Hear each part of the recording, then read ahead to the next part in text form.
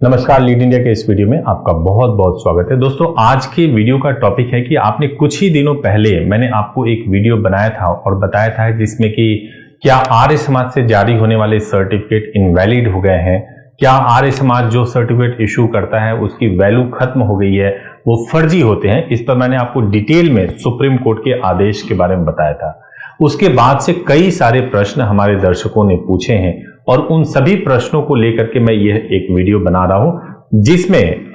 सबसे ज्यादा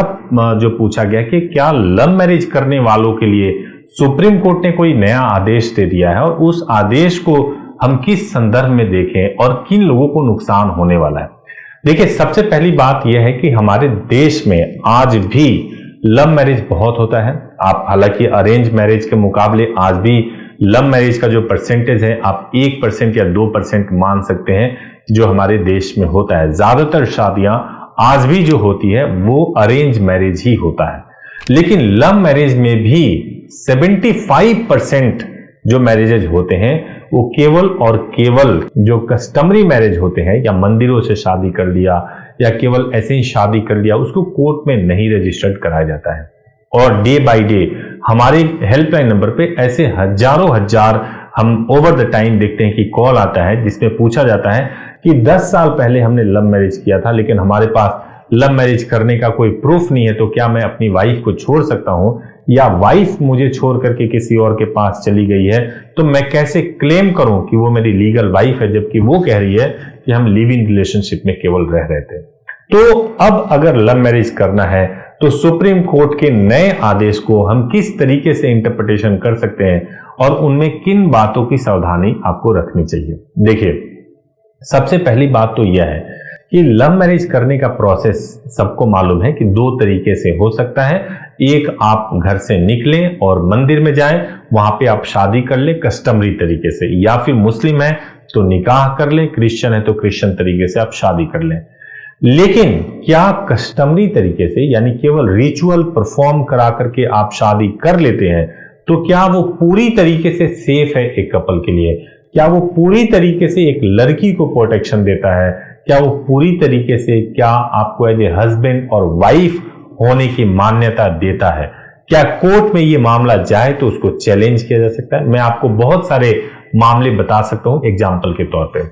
मैंने अनेक मामले ऐसे देखे हैं जिसमें जैसे शादी आपने किया, केवल लव मैरिज आपने कर लिया यानी कस्टमरी तरीके से शादी कर लिया, और उस शादी के बाद से लड़की ने यह आरोप लगा दिया साल भर 2 साल के बाद, जिसमें आप साथ में नहीं रह रहे थे, आपने केवल ये सोचा था कि आप शादी कर लोगे कस्टमरी तरीके से और 2 साल के बाद घर वालों को बताओगे। उसी बीच में आपके बीच में विवाद हो गया और लड़की ने लड़के के ऊपर 376 का मुकदमा कर दिया यानी रेप का मुकदमा कर दिया और लड़के को जेल हो गया, क्योंकि वो अपनी शादी को साबित ही नहीं कर पाया कि उसकी शादी लीगल तरीके से हुई थी, जिसकी वजह से रेप के का जो लड़की का कंप्लेन था उसको सही माना गया और लड़के को जेल भेज दिया गया। दूसरे तरह का मामला मैंने सुना है जिसमें लड़का और लड़की दोनों ने लव मैरिज किया, मंदिर से कस्टमरी शादी किया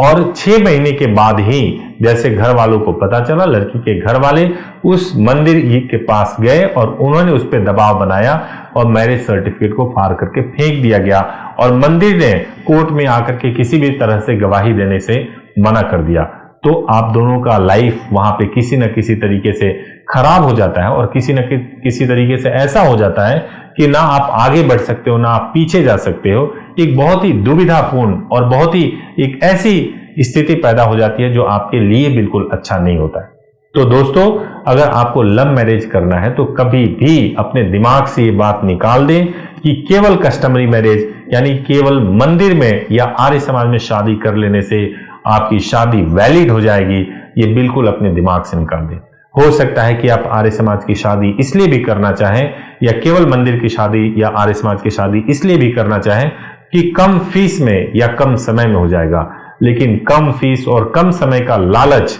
आपको पूरी जिंदगी परेशान कर सकता है। इसलिए आप जब कभी भी लव मैरिज या कोर्ट मैरिज के बारे में सोचें तो यह सोचें कि आप कैसे इसको कोर्ट में रजिस्टर्ड भी करा लें और वही आपके लिए सही होगा, और यही सुप्रीम कोर्ट ने भी कहा है। सुप्रीम कोर्ट ने कहा है अनेक ऑर्डर्स में, और हाई कोर्ट ने भी अपने अनेक ऑर्डर्स में कहा है कि अगर लव मैरिज हुआ है, किसी भी संस्था से हुआ है, तो आपको उस शादी को कोर्ट में रजिस्टर्ड कराना बिल्कुल जरूरी होता है।